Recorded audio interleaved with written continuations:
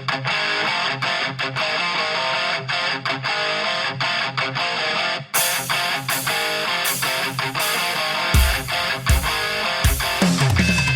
race fans, and welcome back to the Ohio Dirt Track Podcast. My name is Clint.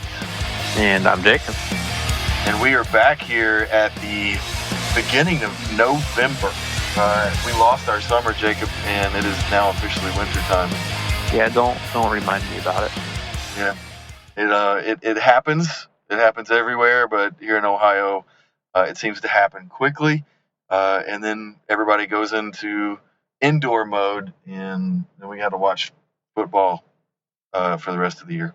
Football. I mean, there's still racing going on down in southern Florida. Come on now. We got USCS racing going on down in like the southernmost track in Florida. I don't remember which weekend. It might have been last weekend. I don't know. But yeah, that's where Danny Smith is going. He's a smart man. And now we have the rest of the year with Dirt Vision, and then as we talked about a couple weeks ago with the guys from Open Red, we got racing in Australia we can watch all winter on Dirt Vision. Oh yeah, I mean, who needs sleep when you can watch Australian sprint cars at 3, 4, 5 o'clock in the morning? Right, before you go to work. Exactly. Breakfast and sprint cars. You don't even need breakfast after that. After the finishes that I've seen. Yeah, I mean, that'll get you going the rest of the day. So we got another exciting interview for you guys to check out this week. Not necessarily an Ohio driver, but he is next door, and we're hoping that we get to see him a little more in Ohio in 2020, and can't wait to ask him about that. On the phone this week, we have Thomas Meseraull, the one and only Tmez. Jacob, have you had the chance to talk to Tmez before?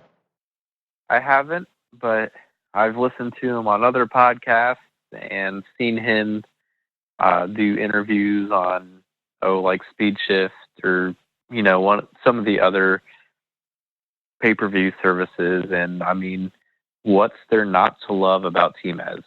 I'm looking forward to getting into this one and seeing where it goes. So we're going to dive right into it. We are going to get Mr. Thomas Meseraull on the phone, and we will be right back with you with the interview. All right, ladies and gentlemen, we're here on the phone with Tmez, Thomas Meseraull, here on the Ohio Dirt Track Podcast. We appreciate you joining us today. How are you doing? Doing good. Appreciate you guys having me. How are things in Indiana? It's been raining over here in Ohio. Did all of it move through there this week? Yeah, it's been pretty wet, but and not too cold lately. Been enjoying the Midwest October weather really, because it could be a lot worse. And it probably will be a lot worse here before long. Yeah, just give it a little bit of time. Yeah, the old Indiana saying, give it some time and the weather will change. Yep. That was one of the things I wanted to ask about. I know that you moved over to Indiana from California. How long have you been in Indiana? 11 years now. 11 years. And that's quite a weather transition, culture transition. It's just it's a completely different country over here in the Midwest. Did you move because of racing, or what brought you to the Midwest?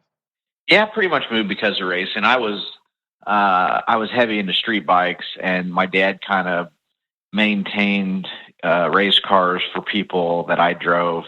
So he was kind of my agent, I guess you could call it. And then I was kind of dicking around on street bikes and getting in trouble and running from cops. And my dad was kind of afraid that that wasn't going to go very good. He started kind of pursuing me to move to Indiana just to focus on racing. And, with the cost of living out in California, it's just tough to get ahead there. It's kind of a rat race. You're always in your car. It's, a lot of beautiful girls there, but they're really hard to get to. So there's just a lot. California is not all what it's cracked up to be. Now living in the Midwest for 10 years and kind of slower pace of life, and I get to go racing the way I really, really always dreamed of. Mm-hmm. So can you kind of talk us through your time in Indiana, like how you got started racing in Indiana, like kind of up to now maybe? Yeah, well, when I first got here, I was a midget guy, and we were trying to go to North Carolina and go the stock car route. I ran quarter midgets and micros, and I ran a pavement modified for a year. And we did really good in that. I think I won like 13 out of like 28 races, and then we ended up getting a late model, and that just didn't pan out. And so while I was sitting around with no rides, a friend from quarter midget set me up with this dude that had a midget.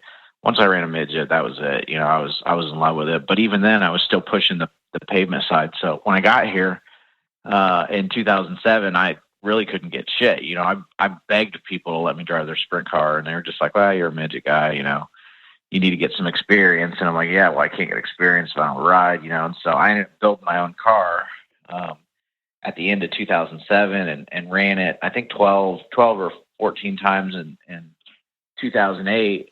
And then once people seen me driving, then it was a whole new thing, you know. I mean, then it was like, hey, this guy's pretty decent, you know. And so then after that, I've just always driven for some other team or somebody who has, the funds to go do this. So this year, I know you've done some both midget, some non-wing. What teams have you been a part of this year? What have you had to drive? What opportunities have you had to drive?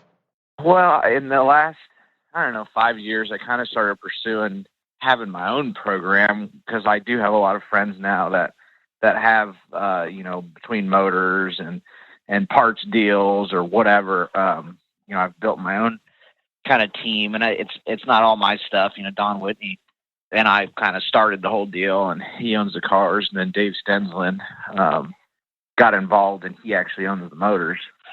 So it's worked out really, really well for me, because I kind of get rides when I can, and then when I can, I just roll out Dub Zero and go to the racetrack. But so I drove my car for a lot of the time. One of our other buddies that's kind of in the group, Tom Eads, he's got the 47 car that I ran at Gas City and Kokomo for most of the year. I ended up tearing it up at SmackDown, and it kind of got parked the rest of the season, but I think I won like 7 shows down at Gas City with it, and we picked up one at Kokomo, and I won the points down at Gas City, which was pretty cool, and ended up 4th at Kokomo.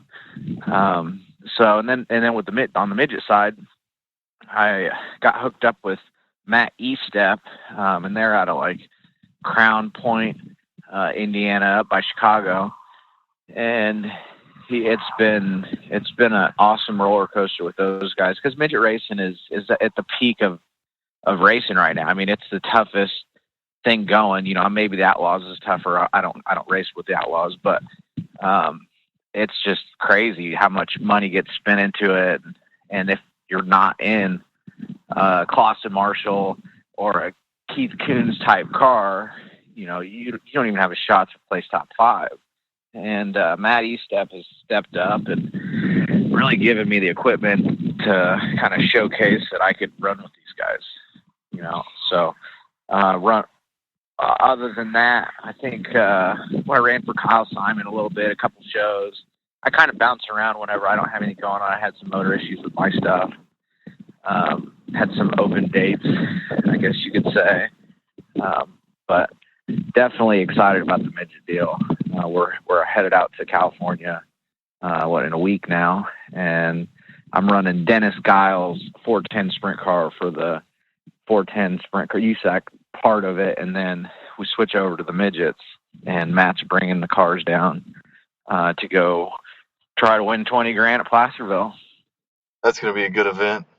Yeah, and that would kind of be the icing on the cake for an already great year. I mean, you mentioned it. You got the Gas City points title. You were 4th at Kokomo, and I mean, you had 18 wins between the non-wing midget and even the 305 wing cars. So that's just been a great year for you.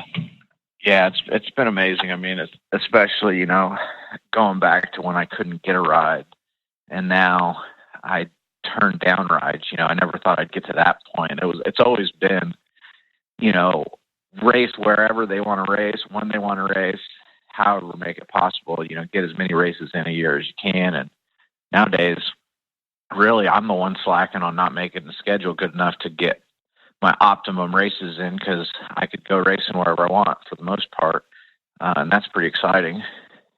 So you mentioned something with the midgets. You're talking about Kloss and Marshall and those setups and those teams. I feel like it wasn't that long ago, and in some parts of the country it still may be, that midget can be a developmental program. But it seems to me now that a lot of the other guys that are already developed are going back and getting in the midgets. When did that happen, and do you agree with that? Do you think that's the case? I think so. I mean, midget racing is just tough and it's fun. I think the tracks we race, sometimes the 410s are not too big by any means. It's not a late model, but a late model wouldn't put on a good show just because they're so big. So you run on the same tracks and it goes from 2 wide to 3 wide, and the racing is just phenomenal. Throwing, right nowadays, if you just don't bomb sliders as soon as you get to their bumper, you're not going anywhere. At least with the midget deal. So it has its goods and its bads, with having a lot of young talent in there. It just kind of creates for some hectic racing, I guess you could say. But no, it's some of the best racing in the country. So I think that's why, Larson and Bell come back, and it is kind of a developmental deal. I know Keith's program, a lot of it is that, kids coming up through with Toyota's backing, and they've stepped up a bunch and, helping people that maybe couldn't get to NASCAR get there, like Christopher Bell and Kyle Larson. You've spent some time also dabbling in the wing car. I know not as much this year as in years past, but how do you feel that helped you at all in the non-wing car, or was that just kind of its own separate thing?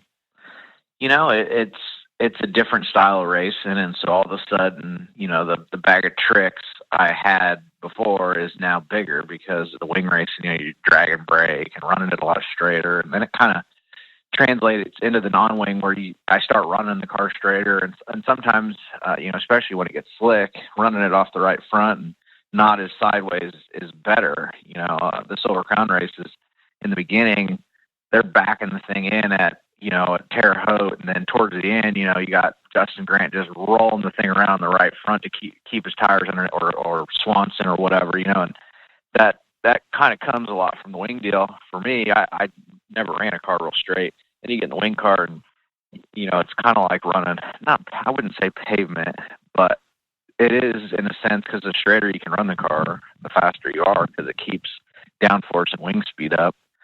So I enjoy the wing stuff. Just the new game, and it's so much faster. I mean, it's unreal how fast those things go, especially compared to the non-wing stuff. You go to a bone slick track. We went up to we went to Michigan and ran Hartford, and I ran both cars. And the non-wing cars we were running, by the end of the night, we were running 80 miles an hour. It was so slick, and just putting around the infield, and then getting the wing car, and we're still rolling 120 mile an hour, flat out, hauling ass in the dead slick, and so that's fun for me because I'm not used to that with the non-wing car. You really have to back it down as the night goes on and the track goes away. Where with wing car, you really don't. It's attack mode all the time, and that's kind of how I like to roll. So you mentioned you got up to Michigan a little bit this year. I know you were over in Ohio. Was it Waynesville? Earlier, Jack Hewitt. You've been to Ohio. You did the Great Lakes Dirt Nationals a couple years ago here in Mansfield. What's your experience like coming to Ohio, and what's your most memorable track over here in our state next door? Well, Attica's a lot of fun. I just suck there, so it's hard to really get on board there. They like to cut the cushion down, and I'm a big fan of don't touch the cushion, please. Like it annoys me when they get out there, the stock cars, and they just roll the thing down, and Attica, they go out and actually cut it off the track. It blows my mind every single time. But Fremont's always been really good to me. It's kind of cowboy up a lot of times where it's real slick and real rough, and I seem to do better when it's like that with the wing car. But Eldora is awesome. Ohio's got a lot of really good tracks. There was one, they don't run there a lot. it's kind of by